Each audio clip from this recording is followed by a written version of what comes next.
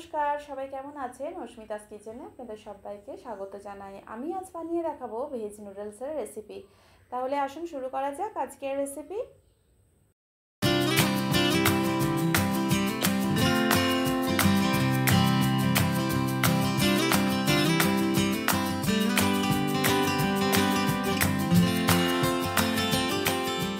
Gas ওভেনে একটা কড়াইয়ে জল বসিয়ে দিয়েছি, পরিমাণ মতো জল নিয়েছি, সামান্য একটু নুন দিয়ে দিলাম, সামান্য একটু রিফাইন্ড অয়েলের মধ্যে দিয়ে দিয়েছি। এবার দুটো ম্যাগিকে আমি এভাবে ভেঙে দিয়ে দিচ্ছি।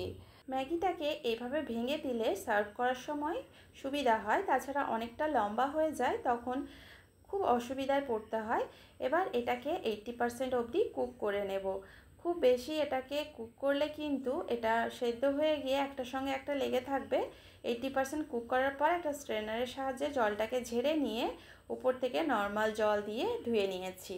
অন্যদিকে আমি হাফ কাপ গাজর নিয়েছি, half cup capsicum, half cup beans, half cup sweet corn আর একটা কাঁচা লঙ্কা কুচি করে নিয়েছি। ঝালটা আপনারা আপনাদের পছন্দ মতো দেবেন।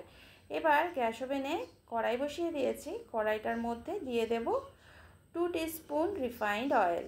তেল খুব বেশি দেওয়ার দরকার নেই, 2 টিস্পুন দিলেই হবে। এবার প্রথমে কাঁচা লঙ্কাটা দিয়ে সামান্য একটু ফ্রাই করে নেব, তারপর বাকি সব সবজিগুলো আস্তে আস্তে দিয়ে দেব।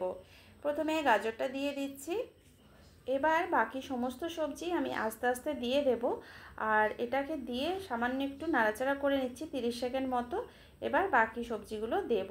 তবে সমস্ত সবজি দেওয়ার পর এটাকে 1 মিনিটের বেশি ফ্রাই করা যাবে না, আর হাই ফ্লেমে এটাকে ভাজতে হবে। লো ফ্লেমে ভাজলে কিন্তু ক্রাঞ্চি ভাবটা চলে যাবে। হাই ফ্লেমে ভেজে তারপর গ্যাসের ফ্লেমটাকে কমিয়ে আমি নুডলসটা এর মধ্যে দিয়ে দেব। আমি আমার কাছে যা যা সবজি ছিল সেগুলোই দিয়েছি।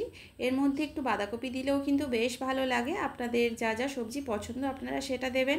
আবার যদি এখান থেকে কোনো সবজি অপছন্দ হয় তাহলে সেটা স্কিপ করতে পারেন। এর মধ্যে ম্যাগির মশলাটা দিয়ে দিলাম, 2 প্যাকেট ম্যাগির মশলা দিয়ে দিয়েছি। এবার সামান্য একটু নাড়াচাড়া করে মিশিয়ে নিচ্ছি সমস্ত সবজির সঙ্গে।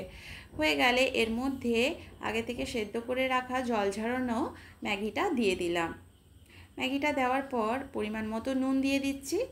যেহেতু ম্যাগি মশলাতে নুন থাকে তাই নুনটা পরিমাণ মতো বুঝে দিতে হবে। এবার এটাকে খুব ভালো করে মিশিয়ে নিচ্ছি সমস্ত সবজির সঙ্গে। হয়ে গেলে গ্যাসের ফ্লেমটাকে অফ করে দেব। বাচ্চারা তো সবজি খেতে চায় না, এইভাবে বানিয়ে দিলে বাচ্চারা একদম চেটেপুটে খেয়ে নেবে, আর বড়রাও ভীষণ পছন্দ করবে আশা করছি। আমার রেসিপিটি কেমন লাগলো অবশ্যই জানাবেন। বাচ্চাদের টিফিন বক্সে এটা দিতে পারেন, খুব খুশি হবে বাচ্চারা। আমার রেসিপিটি দেখার জন্য অসংখ্য ধন্যবাদ। সবাই খুব ভালো থাকবেন, সুস্থ থাকবেন। আবার দেখা হবে নেক্সট কোনো ভিডিওতে। টাটা।